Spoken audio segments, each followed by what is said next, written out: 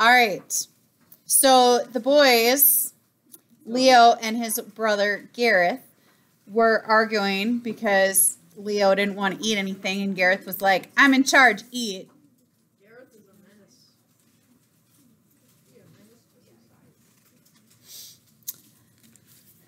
The rationing had started the day after the Jarek attack.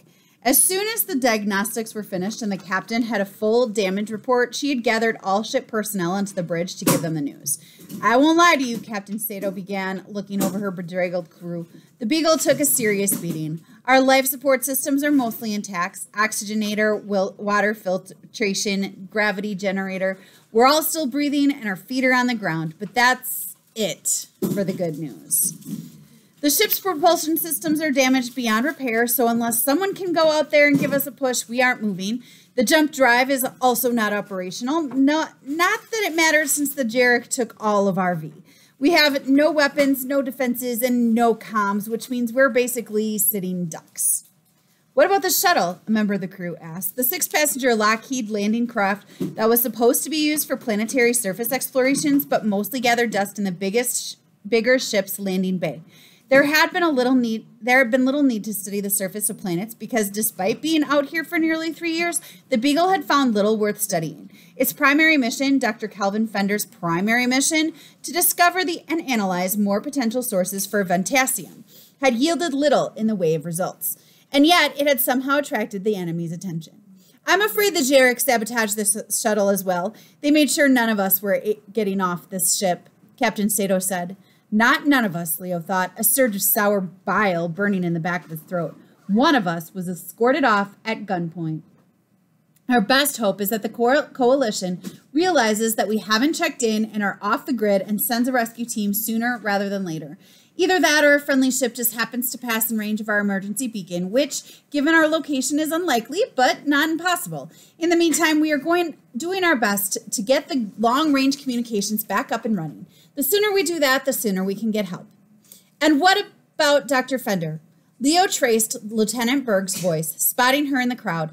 She was the only member of the Beagle's security detail he ever talked to. The rest nodded to Leo in the corridors and gave him a mock salute. But Lieutenant Berg was different. She showed him card tricks and slipped him extra packets of cocoa to mix with his powdered milk. She'd been there when the Derricks took Leo's dad. She'd tried to stop them, and the bandages across her head could attest to, but a handful of Coalition security guards were no match against a squad of Jarek marauders. Captain Sato's eyes darted to Leo and his brother just for the moment, then focused back on the crew. We still aren't sure why Dr. Fender was taken, but as soon as communications are back up, we will inform the Coalition of his capture. Until then, we will do what he would expect us to and look after each other. That and pray for his safe return. In other words, the captain seemed to be saying, there's nothing we can do. They are helpless, stranded, lost. Suddenly, Leo felt like he was going to be sick. Hey, where are you going? Gareth hissed, reaching out and grabbing for his brother's shoulder, but Leo brushed him off and bolted from the bridge. For once, Gareth didn't bother to chase him. Leo wandered the silent corridors, taking in the evidence of the battle, the scars of laser fire scorched along the walls, the hiss of steam from pipes that had yet to be repaired, and made his way down to the engineering level where he could hear the clanging and cursing of someone at work, someone who, like Leo, was skipping out on Captain Sato's somber status report. The devils take you, you bowel-crusted, feces-eating snarf sucker! The cursing Leo recognized, even if his translator struggled with some of the words. What would be bowel-crusted? What would that mean? Covered in what? Poop. Poop. Feces eating would be eating what? Poop. Snarf sucker, I don't really know what that is. The cursing Leo recognized, even if his translator struggled with some of the words. The nanochip embedded in his skull was remarkable, a piece of Icarian technology to nearly rival their coveted jump drive, but it wasn't 100% accurate or exhaustive. Leo didn't really need to know what a snarf was, though, to get the overall meaning. Leo moved past the entrance of the engine room and felt the temperature instantly jump. Standing inside with his shirt off, his skin glistening, his coils of long black hair stuck to his back, the ship's chief engineer was busy smashing some contorted hunk of metal with a wrench, mangling it ever further. Explode your anus 1,000 times, he said, tossing the wrench to the ground where it spun nearly to Leo's feet. Oh, sorry, Leo, Tex said, wiping his hands on his pants. I didn't know you were there. Leo shrugged. He'd heard much worse, much of it from the alien currently apologizing. Texek Zardokis was an Adiran from a planet orbiting a star not far from the one Leo's house used to circle, relatively speaking. In addition to being a gifted swearer, he was also a talented tinkerer. And once Leo got over the fact that he had blue skin, 3 eyes, and a quick temper, Leo started volunteering to help with simple repairs, learning the ins and outs of ship maintenance from the primary caretaker. Tex, as he reluctantly allowed himself to be called, was the only alien Leo had ever befriended, or tried to. Leo wasn't sure the alien really had any friends. It couldn't be easy being the only one of his kind on board. Tex wiped his forehead with a rag that dangled from his tool sash and closed his eyes for a moment. He opened the middle one and fixed it on Leo. How come you aren't on the bridge with the rest of the crew? Leo shrugged again. I'd heard enough, he muttered. So she told you all about our situation? She said we were pretty much stuck out here till we get rescued. She said till? Tex said with a snort. How optimistic. You don't think the coalition will come and rescue us? Leo asked. Oh, I think they'll try, but good luck finding us without any communication system. Might have a better chance finding a single Norp in a hide of a Hoshdian Torblat. Leo's translator struggled with half that sentence, but again, the meaning was clear. The Beagle's chief engineer didn't like their odds of getting rescued. Ships get stranded all the time, Tex continued. I used to be a scavenger, you know. Back before my people were invited into the coalition, we'd find wrecks littered across the void and break them down for scrap. Some were abandoned, others not. And people on board? Leo asked. Sometimes you'd find them alive, Tex said.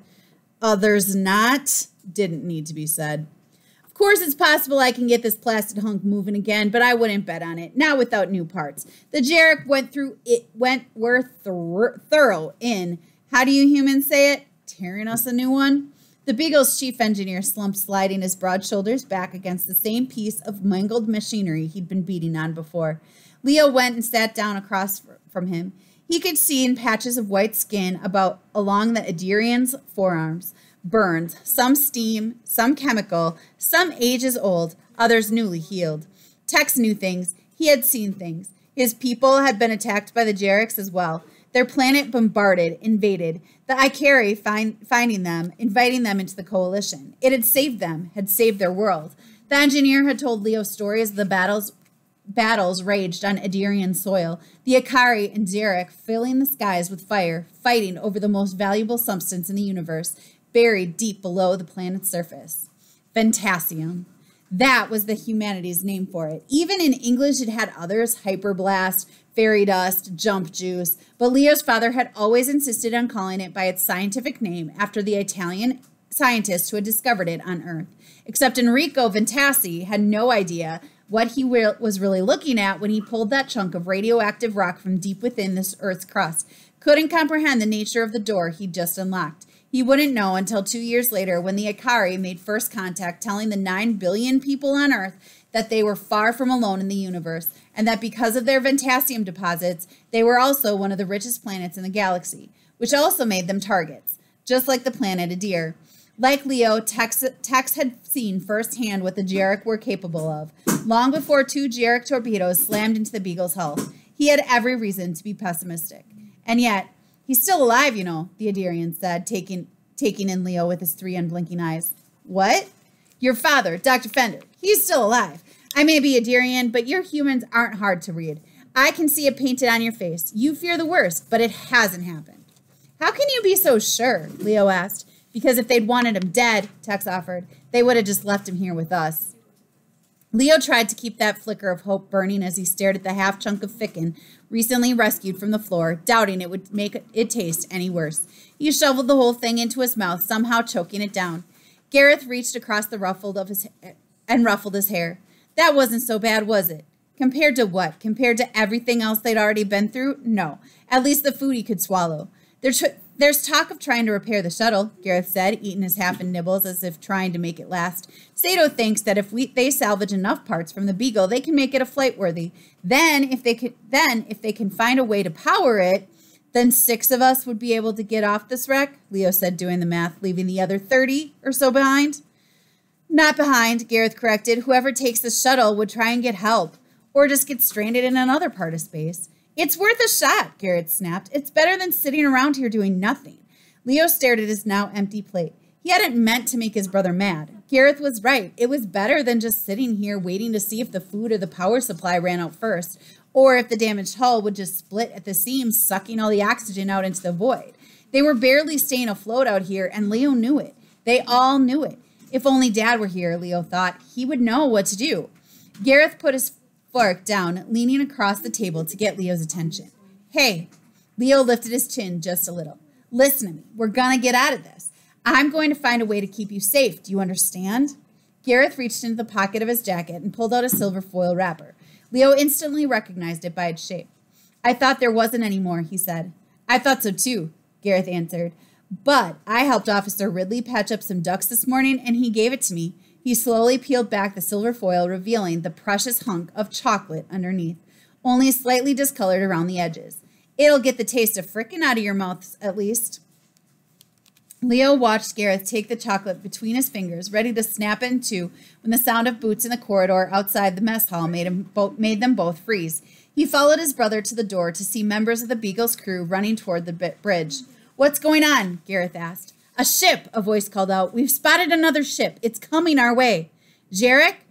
Leo guessed, hoping he was wrong. I don't think so. Coalition? Gareth called out, but he got no response.